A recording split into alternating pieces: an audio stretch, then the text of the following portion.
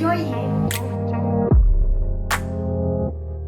દમ આલુ બનાવવા માટે બાફેલા બટેટા, ઘી, તેલ, તમાલપત્ર, તજ, સૂકા લાલ મરચા 2 એલચી, 2 લવિંગ, કસૂરી મેથી, જીરું, ડુંગળી, લસણ, આદુની પેસ્ટ, ટમેટાની પેસ્ટ, કાજુ, મગજતરીના બીની પેસ્ટ, દહીં અને ક્રીમ કે મલાઈ અને ટોપરાનું ખમણ। દમ આલુ બનાવવા માટે એકદમ નાના અંગુરી બટેટા લેવાના છે અને તેને કુકરમાં મીઠું નાખીને બાફવાના છે।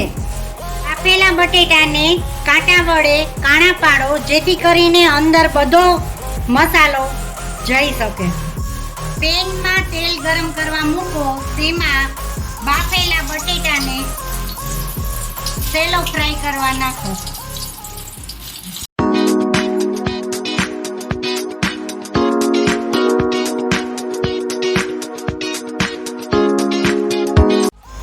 બટેટા આપણા ગોલ્ડન બ્રાઉન કલરના થઈ ગયા છે એટલે એને આપણે કાઢી લઈશું।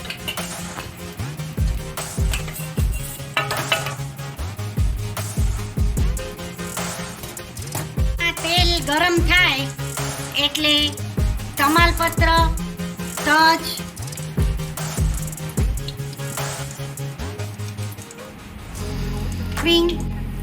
લવિંગ, એલચી, 2 સૂકા લાલ મરચા, જીરું એડ કરો। આ સૂકા મસાલાને સહેજ સાંતળો અને ત્યાર પછી સતળાઈ જાય છે એટલે તરત જ લસણ અને આદુની પેસ્ટ નાખો।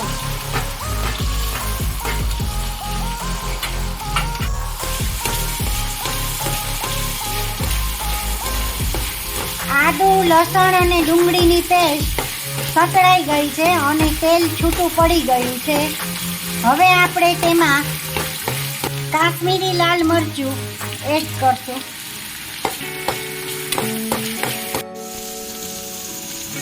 હવે આમાં આપણે ટમેટાની પ્યુરી એડ કરશું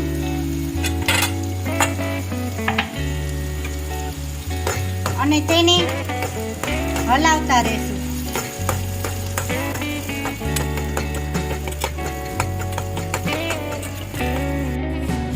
મીડિયમ આંચે ટમેટાની ગ્રેવીને પકવા દો। હવે આમાં તેલ છૂટું પડવા માંડ્યું છે એટલે કાજુ અને મગજતરીના બીની પેસ્ટને આમાં ઉમેરી દો।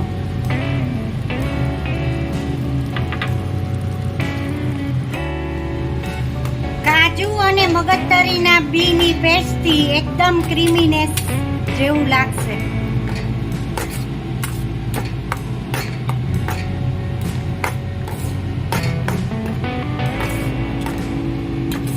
કાજુ અને મગજતરીના બીની પેસ્ટ નાખ્યા પછી સતત હલાવતા રહો, નહીતર નીચે ચોંટવા માંડશે।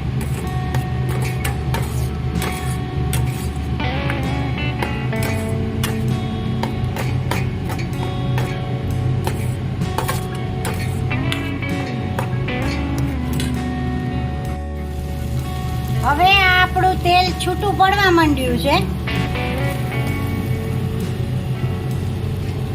તેમાં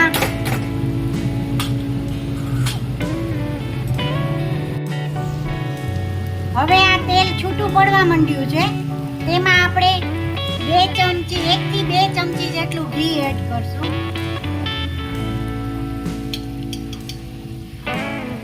જેથી દેશી ઘીનો સ્વાદ સરસ આવશે।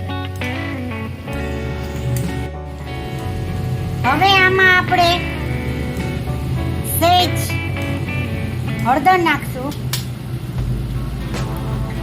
કાશ્મીરી લાલ મરચું સ્વાદ પ્રમાણે, નમક સ્વાદ પ્રમાણે,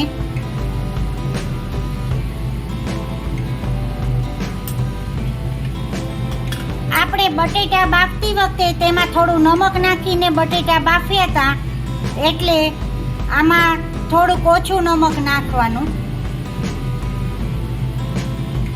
તેને હલાવો.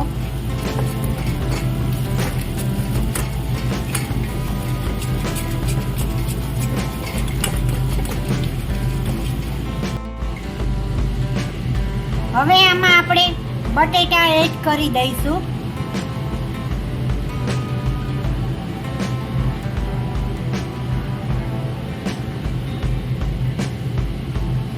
ગોલ્ડન બ્રાઉન કલરના બટેટા એકદમ ક્રિસ્પી લાગે છે.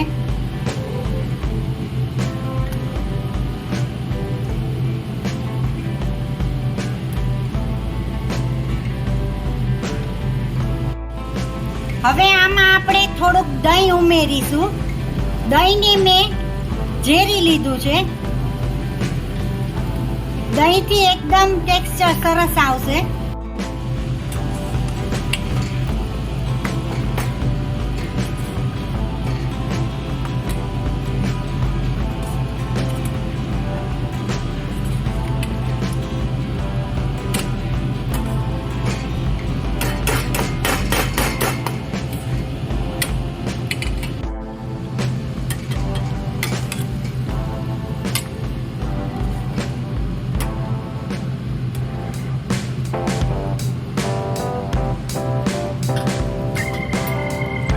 આમાં આપણે થોડીક ખાંડ ઉમેરીશું.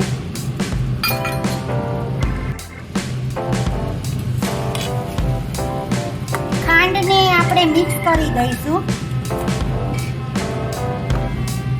હવે આ આપણું દમાલું તૈયાર થઈ ગયું છે.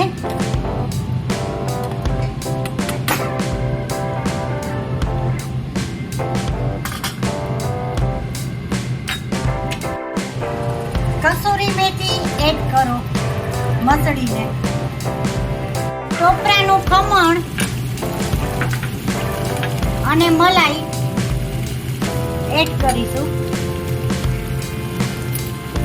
ગેસ બંધ કરી દઈશું. આ આપણું દમાલું તૈયાર છે. You fade away.